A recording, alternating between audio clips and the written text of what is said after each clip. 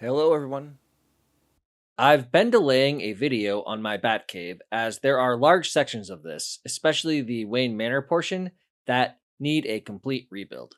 But I've decided to document the state it's in now before I make any updates or changes.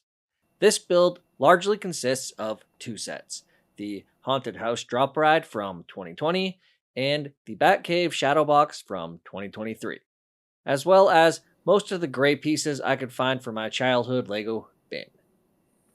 While I'm very satisfied with the look of the Batcave, there are portions of it, especially on the right side, that no longer work with my current city layout.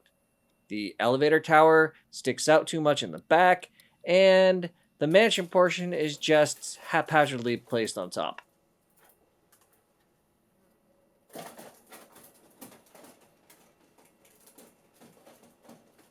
While the Batcave has gone through multiple upgrades over the years, the mansion was one of my first ever building mocks and still remains largely the same as when I first built it.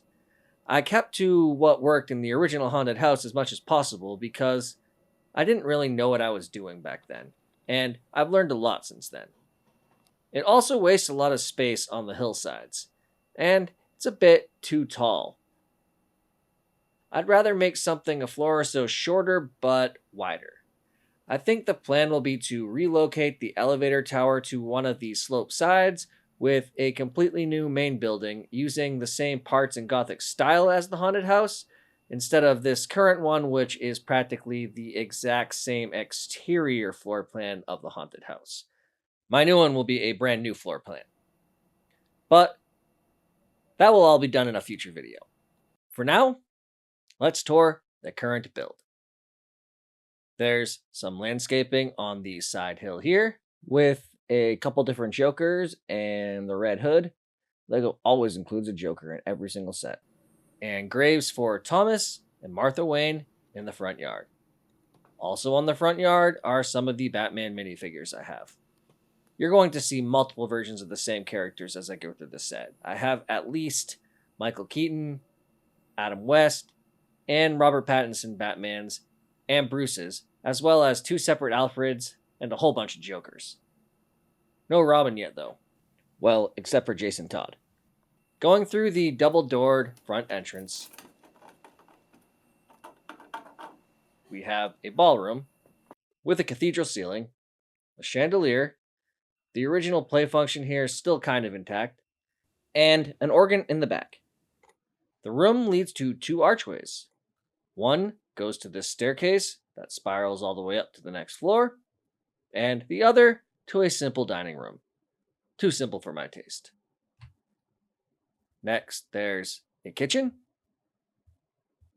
bathroom, with a door that needs to be switched out for one that doesn't have windows on it, and a living room. That right there is supposed to represent a giant flat screen TV that's on the fireplace mantle. In the center of everything is the elevator, which, yes, still operates just like it did in the drop ride. Moving up with the crank here, and then when it hits the top, free falling all the way down. Not really ideal for anyone trying to take the elevator downward.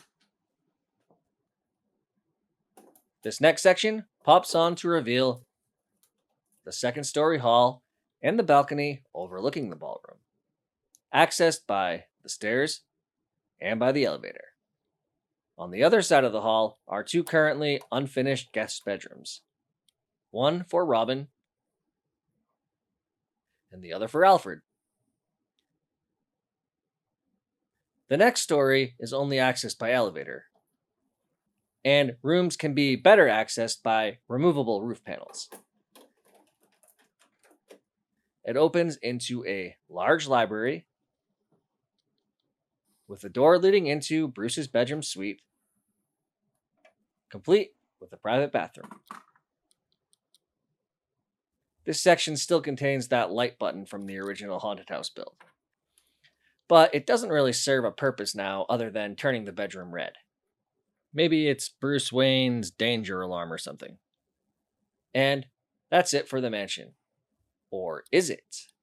Because back out into the library, we have a secret door that leads to Bruce, or maybe Oracle's, control base, with various computing and surveillance equipment and a stash of tools and weapons.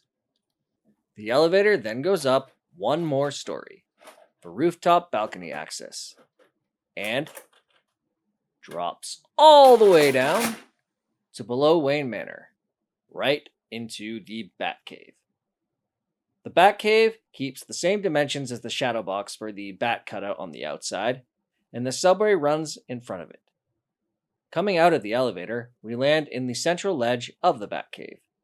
The entire mansion, apart from the elevator tower, removes for top-down access to the cave.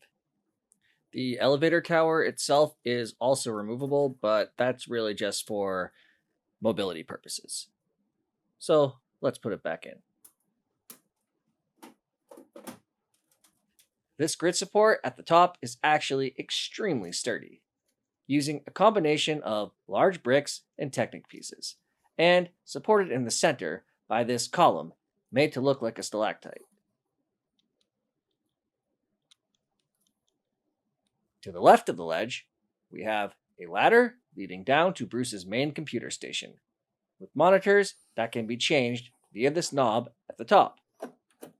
This is essentially the same play function from the shadow box, but the only difference is that I move the knob from the exterior to the interior so that it can still be accessed with my city layout covering the exterior of this. Moving around to the right side of the ledge, we have this large circular Batwing landing pad. I based the look of this on similar circular structure features that I saw in many iterations of the Batcave used for vehicles when I was doing some research on what I wanted to build. I really liked how it looked and wanted to make it one of the main features in my cave. The landing pad also lights up with a button underneath it.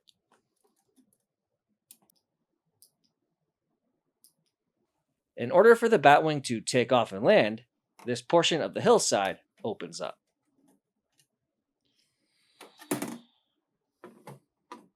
My compact Batwing here's wings unfold, and then it flies away. The Batwing is just made of parts I already had on hand, so some of the colors don't really match at the moment. This too also needs a bit of an upgrade. Continuing down the right side, we have this other play feature that was in the shadow box, where I again just reworked the mechanics so that the knob was on the inside. When spun around, it raises and lowers these chains to reveal a batsuit. When I do my Wayne Manor rebuild, I want to heavily upgrade this feature so that it rotates through all the different batsuits that I have, kind of like the Batman version of Iron Man's Hall of Armor. And moving all the way to the right side, we have yet another play feature pulled from the shadow box, Batman's weapons locker. As you see, the knob here was still on the outside, and now it's unusable.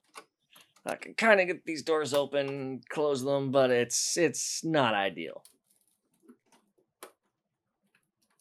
Before I expanded my city to do what will be the suburban area over here, I had plenty of room for the knob, but now I definitely do not.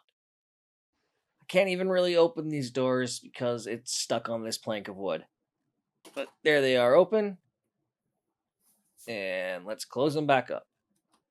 I plan to add some gears to the top here so that the knob can be accessed instead from the top, where there will be some yard. Going back to the center ledge, there is another ladder, this one leading down to the lower level of the cave. Here, we have a big map of Gotham and another workstation for Batman.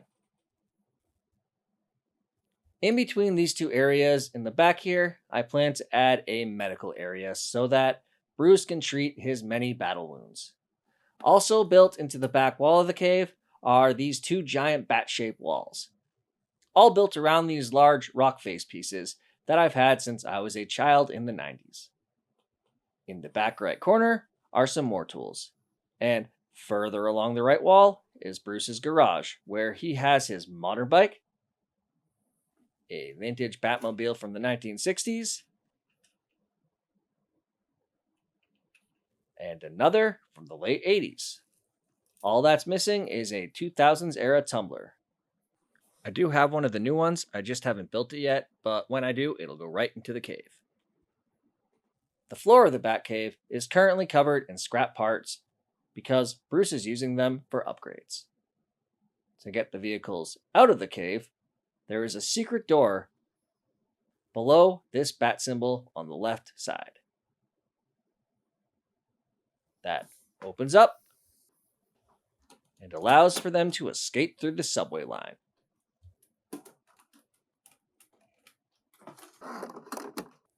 The release button for this door is actually located inside the X-Jet landing area at the neighboring X Mansion. And that's about it for my Wayne Manor and Batcave. I know the rebuild of this is going to be a very involved project, but it is also one that I am looking forward to.